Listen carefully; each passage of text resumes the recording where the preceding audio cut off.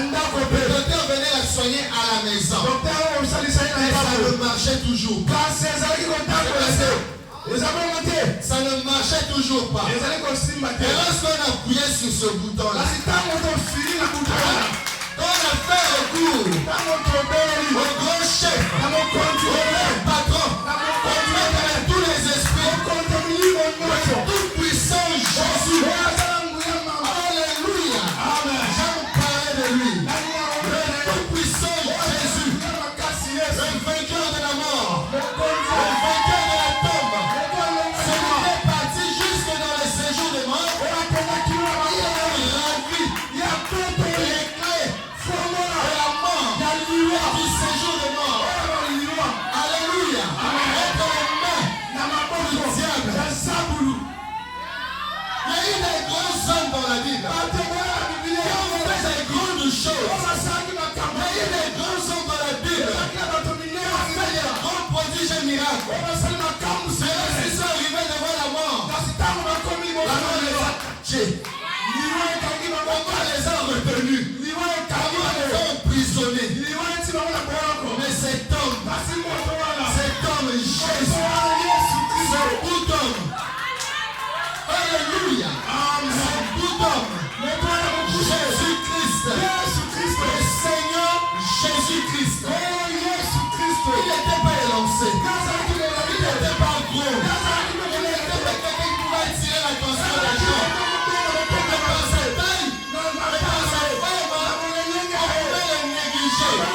Mais en lui, habitait sa totalité de la divinité.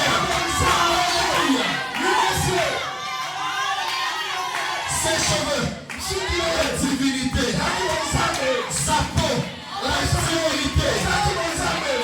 Son cou, la divinité. Ses poils, la divinité. Sa sangle, la divinité. Ses dents, la divinité. On lui habitait toute la plénitude de la divinité corporelle.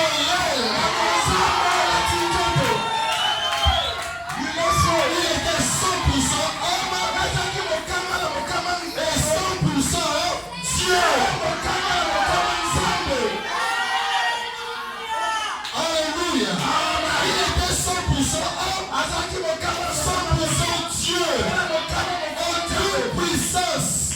Aucune puissance ne pouvait résister à la parole de Jésus. Aucun démon ne pouvait lui résister. Quelle que soit la maladie, lorsque Jésus prononçait une parole, le démon disait à vos ordres. Alléluia. Devant l'épileptique, quand il est arrivé, il a prononcé mot. Il a chassé ce démon-là de l'épilepsie. Il faisait tomber cet enfant dans le feu, dans l'eau pour chercher à le détruire. Jésus-Christ a parlé à ce démon. Il a dit quoi? À vos ordres. Ils seront libérés. Alléluia. Amen. Devant cette femme-là, à la perte des sangs, pendant 12 ans. Alléluia. Celui est là. Jésus n'a même pas parlé. Jésus n'a même pas parlé. Donc, la divinité qui était dans la chair de Jésus, ainsi portait un habit. Alléluia. Ainsi portait un habit. Avec la divinité, et prenez cet habit-là. Et prenez cet habit-là.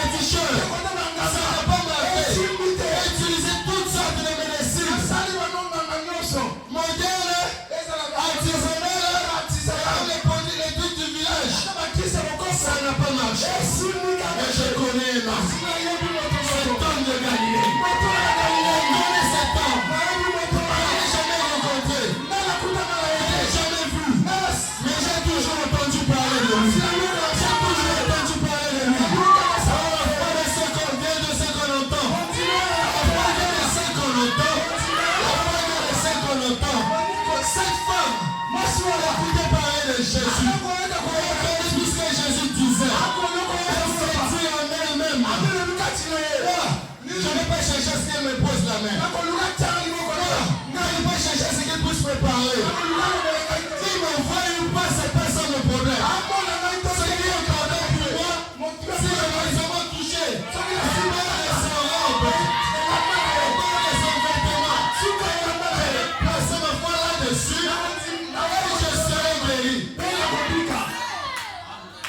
Et cette femme, elle a fait tel qu'elle a été révélée. Comme la révélation lui a été donnée. Avec cette révélation, comme la révélation ne faillit jamais, elle a fait ce qui lui a été révélé. Elle a retrouvé la guérison.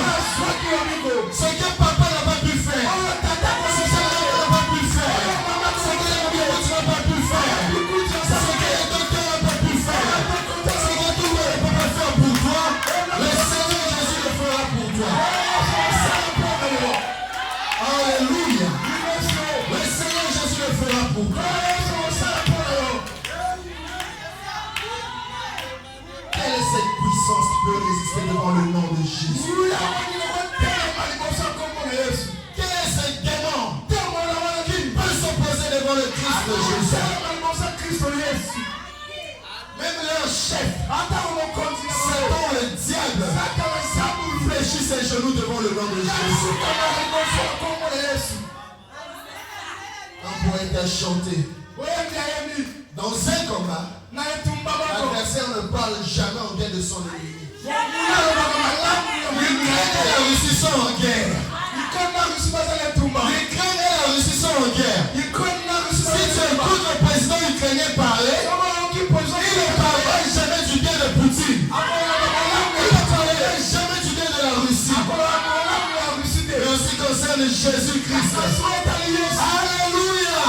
En ce qui concerne le Seigneur Jésus-Christ, le diable est notre adversaire. Le diable combat.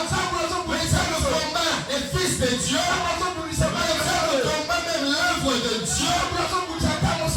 C'est un combat qui a commencé depuis les cieux. Même notre Père. Mais malgré cela, l'enfer et son chef, ainsi que tous les démons, élèvent le nom de Jésus-Christ. Amen. Le nom le tout puissant, le nom victorieux, le nom le plus que capable, le nom du Seigneur Jésus-Christ, le nom qui ne faillit jamais. Alléluia. Amen. Alléluia. Amen. Ce n'est pas étonnant. Lorsqu'après une prière, il y a des choses qui sont détruites dans le monde de ténèbres. Ça n'a pas commencé par nous. Notre coach, le pasteur de cette église, notre pasteur Armand David Mengenza, a fait cette expérience. Il a prié pour des gens. On va amener leur nom chez les féticheurs. Après la prière, le laboratoire des sorciers, le laboratoire des féticheurs a été détruit par le saint fait de Dieu. Le pouvoir dévorant. Et si nous sommes ses enfants, les hommes doivent être là. Oui, monsieur. On dit quoi? Tel père, tel fils. Si je sers le même Dieu que mon pasteur, si je sers le même Dieu que mon pasteur, si je sers le même Dieu que mon père, voyons les résultats. C'est ça. Voyons les résultats. Oui, monsieur. Voyons les œuvres. Que le nom du Seigneur Jésus-Christ soit nous rassure. Nous ne savons pas un Dieu mort. Ça nous rassure. Nous ne savons pas un Dieu sourd. Ça nous rassure. Nous ne savons pas un Dieu handicapé. Notre Dieu, il est vivant, il voit, il parle et il agit. Jésus. Gloire à Jésus. Ah, je me sens bien. Est-ce qu'on peut encore acclamer le nom du Seigneur Jésus-Christ?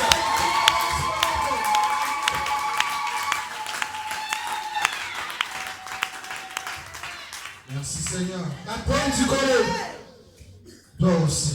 Il suffit d'appliquer la foi. Tu feras la même chose. Tous nous devons devenir des Mangenza.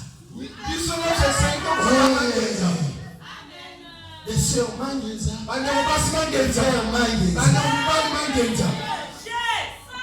Pas charnellement, mais spirituel. Les mêmes œuvres que Dieu fait avec Mangenza, je vais faire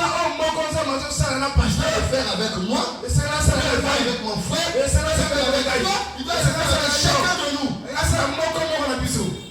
Oui, c'est possible.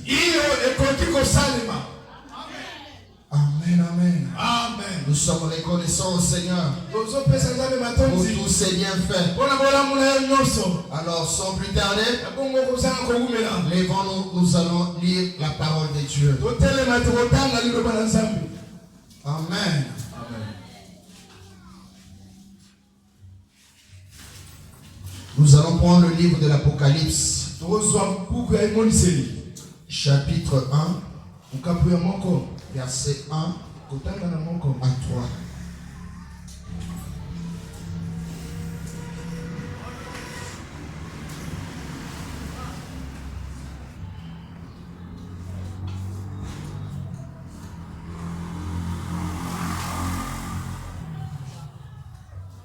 Lisons la parole de Dieu.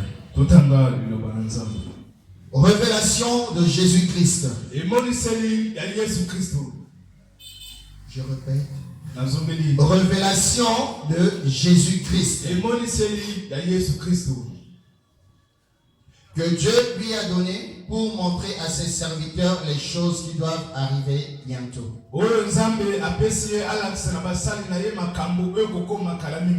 Et qu'il a fait connaître par l'envoi de son ange à son serviteur Jean, lequel a attesté la parole de Dieu. Il a attesté et le témoignage de Jésus-Christ, tout ce qu'il a vu. Amen. Amen. Verset 3. Heureux celui qui lit et celui qui entend les paroles de la prophétie. Heureux celui qui lit et ceux qui entendent les paroles de la prophétie et qui gardent les choses qui y sont écrites. Car le temps est proche. Amen. Amen. Nous allons encore prendre Matthieu chapitre 16, le verset 18.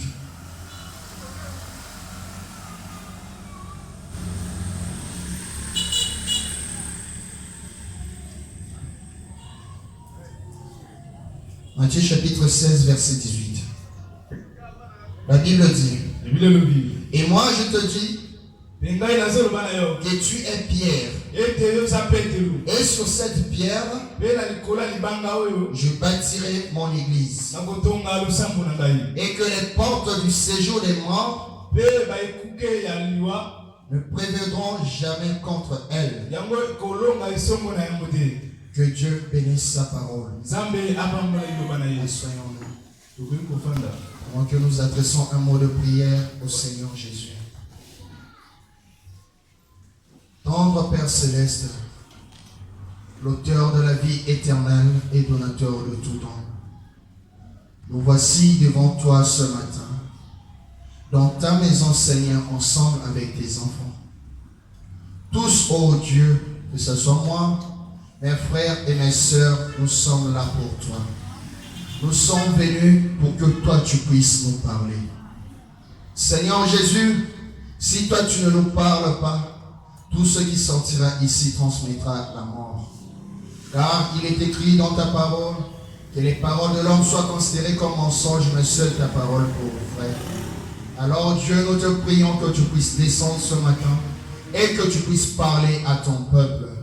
Parle à chaque cœur, à chaque âme et transmets la vie, car ta parole est vie. Dieu Tout-Puissant, nous te confions cette réunion du début à la fin. Bénis-la, ô Dieu Tout-Puissant. Bénis la présence de chacun. Bénis nos cœurs. Dispose-nous, ô Dieu Tout-Puissant. Et donne-nous la révélation de cette parole. Car toi seul, tu peux révéler cela à tes enfants. Bénis notre pasteur, là il se trouve, Seigneur. Certainement qu'il est du haut de la chair en ce moment. Père bien-aimé, laisse que tu puisses t'écarter du chemin et que tu puisses parler à ton peuple de la même manière que tu le feras pour nous ici. Nous nous confions à toi et te confions toutes choses au nom puissant de Jésus-Christ. Amen. Que Dieu vous bénisse. Comme je disais,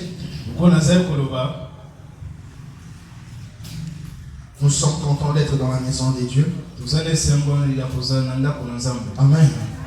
Parce que c'est ici que nous recevons la parole de la vie.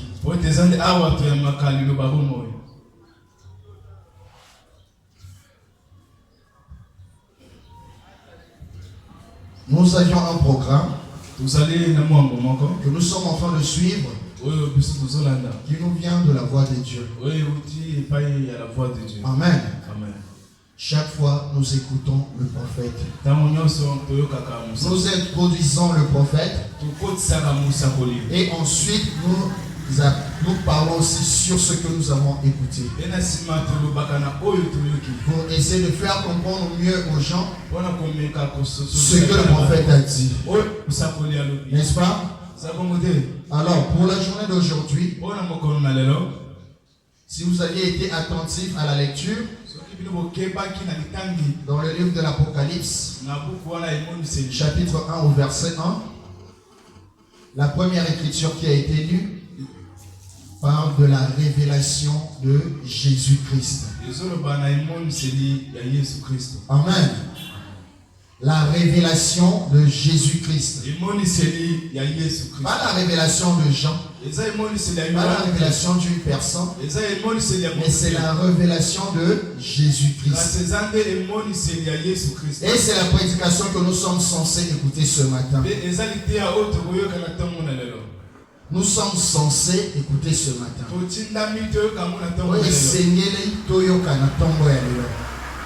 Amen. Malheureusement, il y a un problème. C'est que la version audio française de cette prédication n'est pas encore prête. Je ne sais pas si vous me suivez. L'interprétation en français de cette prédication n'a pas été faite par la voix de Dieu. Il y a seulement la version anglaise. Alors, vu cette réalité, on a essayé de causer avec le pasteur et lui montrer la réalité.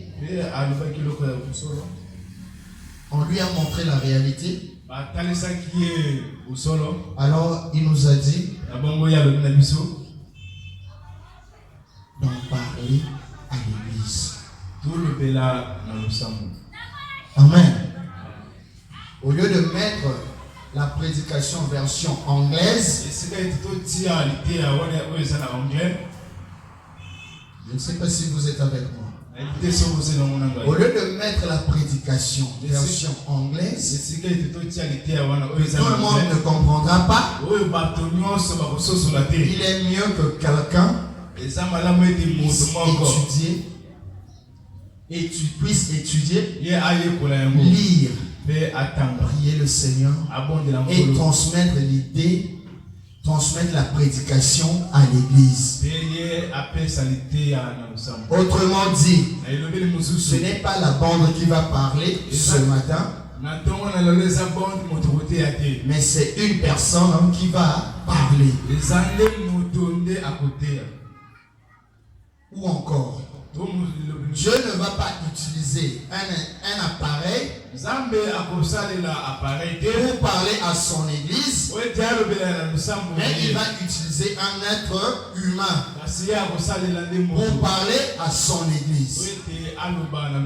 Est-ce que c'est clair? Alors qu'il n'y ait pas de questions dans la tête. Jean, le pasteur, avait dit on va suivre le prophète. Et le frère est en train de parler. De ce que je fais, j'ai reçu l'ordre du pasteur. Amen. J'ai reçu l'ordre du pasteur. J'ai même le message audio qui est là dans mon WhatsApp. Alors c'est ce que nous allons faire ce matin. Essayer de parler de cette révélation de Jésus-Christ. Par la grâce de Dieu, cela sera peut-être bénéfique pour quelqu'un. Cela pourra édifier quelqu'un. Amen. Mais je ne suis qu'un homme. Je ne suis qu'un enfant. Je peux aussi commettre des erreurs. Mais je compte sur Dieu. Et aussi sur vos prières. Je sais qu'avant de venir ici, chacun a prié le Seigneur, disant Seigneur, je vais à ta maison pour que toi tu puisses me parler. Amen. Je pense que chacun de nous a fait cette prière. Et moi,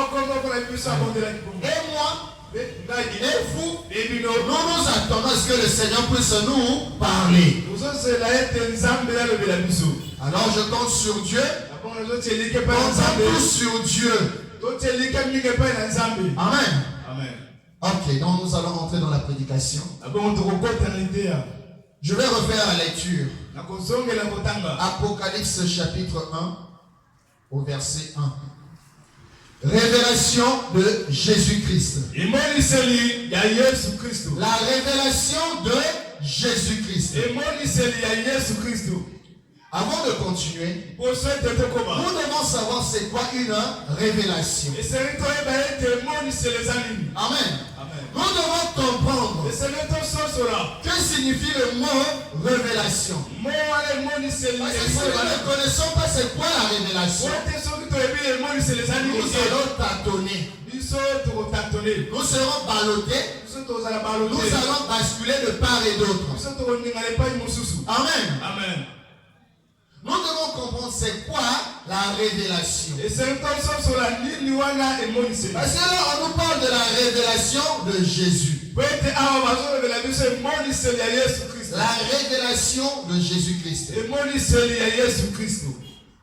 J'ai essayé de le revoir le dictionnaire. Parce que Frère Branham aussi a donné l'interprétation de ce mot. Quand je vais dans le dictionnaire, ce que le dictionnaire dit, c'est aussi ce que le prophète est en train de dire.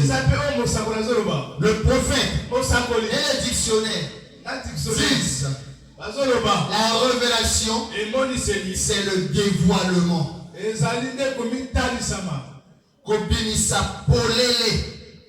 Amen.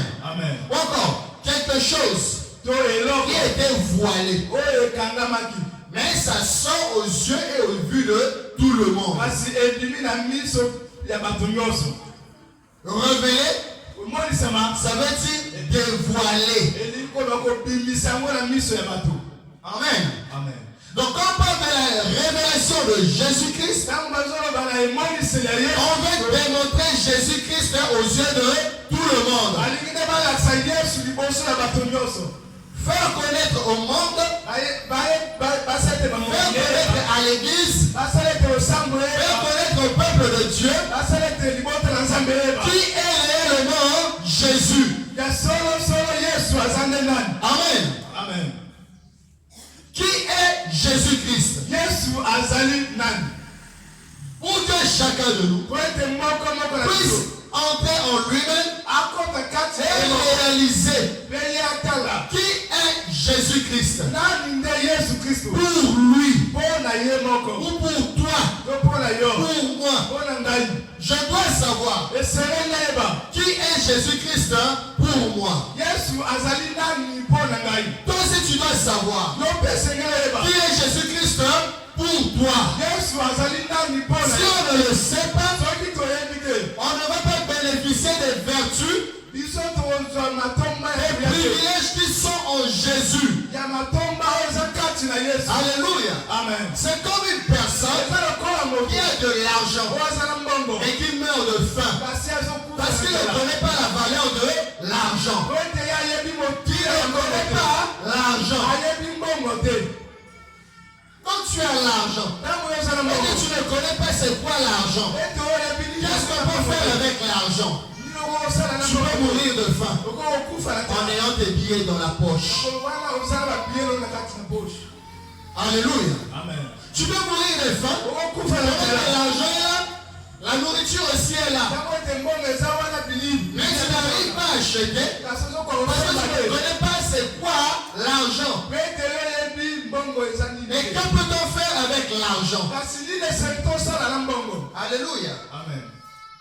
Alors, c'est ça ce que nous allons essayer d'étudier ce matin. Parce qu'il faut abandonner en train de dire. Nous devons connaître qui est Jésus-Christ pour chacun de nous. Qui nous donne de dire les hommes, tel que nous sommes là, on a besoin de quelque chose sur quoi baser notre foi. L'homme a besoin de quelque chose sur quoi il peut baser sa foi. La foi ne peut pas être basée dans le néant. La foi ne peut pas être basée dans le vide. On doit croire en quelque chose, en quelqu'un. Voilà pourquoi, les temps anciens, les gens adoraient les poissons, les gens adoraient la lune, les gens adoraient le soleil, les gens adoraient les étoiles, les gens adoraient tout un tas de choses. Pourquoi? Parce qu'il y a une soif là dans l'homme d'avoir quelque chose ou sur quoi baser sa foi.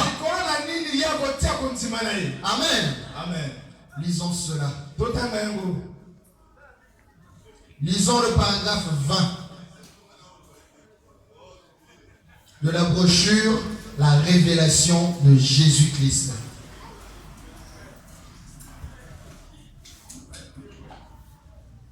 On doit avoir quelque chose en quoi baser notre foi. Sans cela, tu ne peux pas avoir une foi ferme. Tu ne peux pas avoir une foi stable. Tu vas mettre ta foi sur quelque chose qui ne valait pas. Tu vas mettre ta foi là où ça ne serait pas bénéfique pour toi. Alors que la foi doit être bénéfique pour chacun. La foi doit être bénéfique pour le croyant. Amen. Amen. Nous devons baser notre foi sur quelque chose. Amen, amen. Si quelqu'un est catholique et qu'il compte sur l'église catholique pour son salut, il est perdu. Ça, c'est ce que dit le prophète. Amen. Si quelqu'un est de religion catholique et il place sa foi dans le catholique pour être sauvé, il est perdu d'office. Parce que l'église catholique ne peut pas sauver. Si les baptistes et sur compte sur l'église baptiste, il est perdu. Si les pentecôtistes ils comptent sur l'église pentecôtiste, il est perdu. S'il est de n'importe quelle église et qu'il compte sur cette église-là pour son salut, il est perdu. Amen. Amen. Même si tu es branamiste, même si tu es du message, tu prends ta foi, tu comptes sur le branamisme. Parce que je suis frère du message, c'est alors que je serai sauvé. Tu es perdu. N'importe quelle église, n'importe quelle religion. Amen. Mais si c'est le cas, où devons-nous placer notre foi? Sur quoi devons-nous compter? Sur qui devons-nous compter? Écoutons le prophète. Frère dit, mais si cet individu, que ce soit homme, femme ou enfant, s'appuie strictement, s'il s'appuie strictement, et compte seulement dans l'œuvre achevée de Christ au calvaire, alléluia, c'est alors qu'il est sauvé. Amen, amen. Donc nous devons compter non pas sur nos églises, mais sur notre religion, mais nous devons compter sur quoi? Christ, l'œuvre achevée du calvaire. Amen, amen. On a besoin de placer notre foi quelque part. Amen. Amen. Nous devons avoir un endroit où notre foi repose.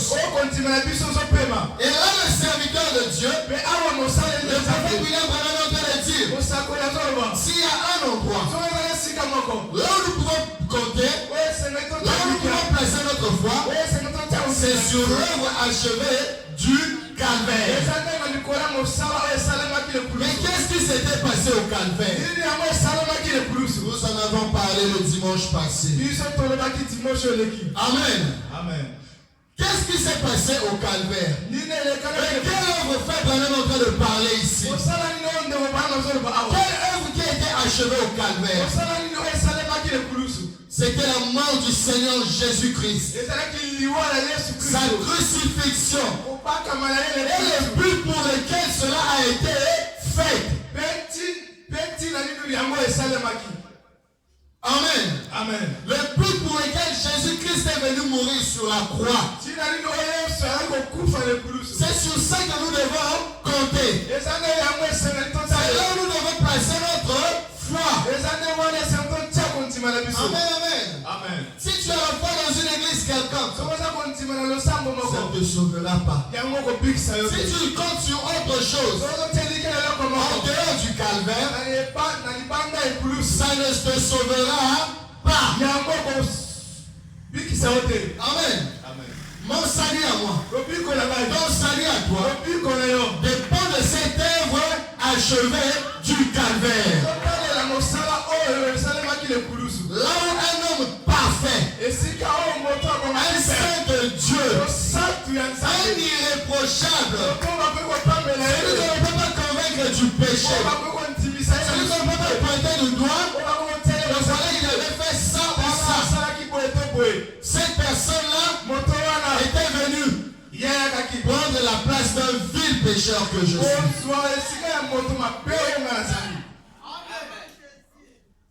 D'un vil pécheur que tu es. Des mauvaises personnes que nous sommes.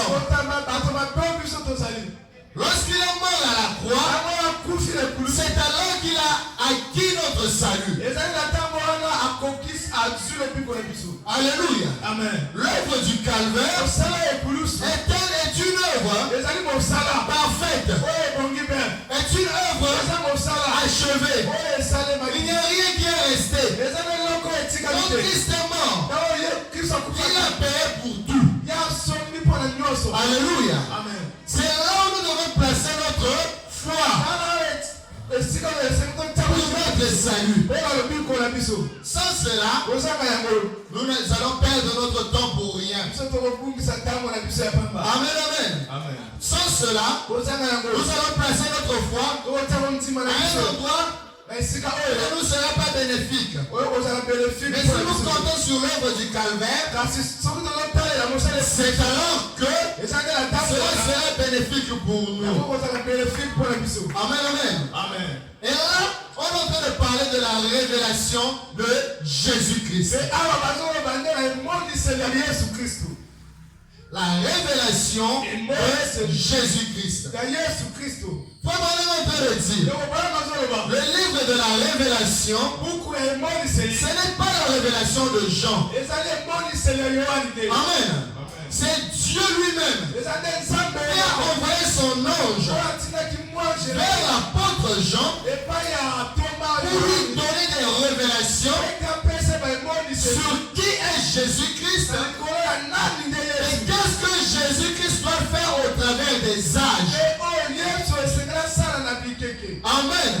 Tout au long des âges de l'Église, Jésus-Christ va faire un travail. Et ce travail-là, il va le faire dans son Église. Pas dans toutes les églises. Seulement dans sa propre Église. Amen, amen. Dans son Église, il y a un travail qu'il va faire. Et c'est de cette révélation-là qu'il s'agit. D'abord savoir qui il est. Ensuite, qu'est-ce qu'il va faire. C'est là où est basée la totalité de cette prédication de la révélation de Jésus-Christ. Amen. Il faut vraiment te le dire. Ce livre de l'Apocalypse, ou encore Révélation, parce qu'il y a des traducteurs qui ont parlé de la révélation, il y en a d'autres qui ont appelé ça Apocalypse. D'accord? Donc ça dépend de la version de la Bible dont vous lisez. Vraiment en train de dire, ce livre de l'Apocalypse, le diable n'aime pas ça. Le diable haït cela. Il dit il y a deux livres que le diable n'aime pas. C'est le livre de la Genèse et le livre de l'Apocalypse. Pourquoi? Parce que dans le livre de la Genèse, ça parle de comment lui le diable il a commencé. Qui est-il? Comment il a commencé pour devenir ce qu'il est aujourd'hui? Le livre de l'Apocalypse parle de la fin du diable. Après tout ce qu'il a fait sur terre, comment ça va finir pour lui? Comment il sera enchaîné et jeté dans le temps du feu?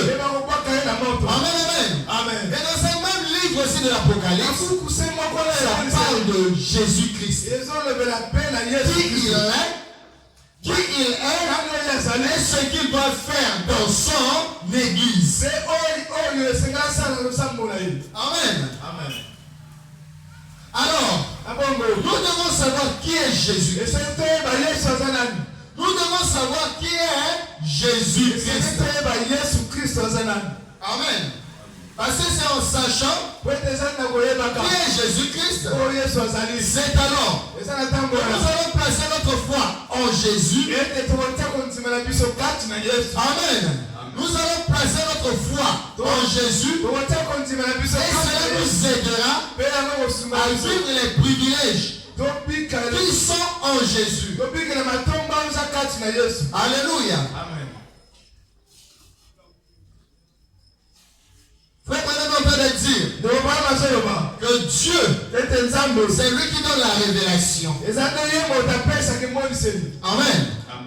La révélation de Jésus-Christ, tu ne peux pas la recevoir juste comme ça. Tu peux connaître, tu peux avoir la connaissance. Mais la connaissance, elle est différente de la révélation. Amen. Tu peux avoir la connaissance, mais avoir la révélation de la chose, c'est différent. Et une fois que tu as la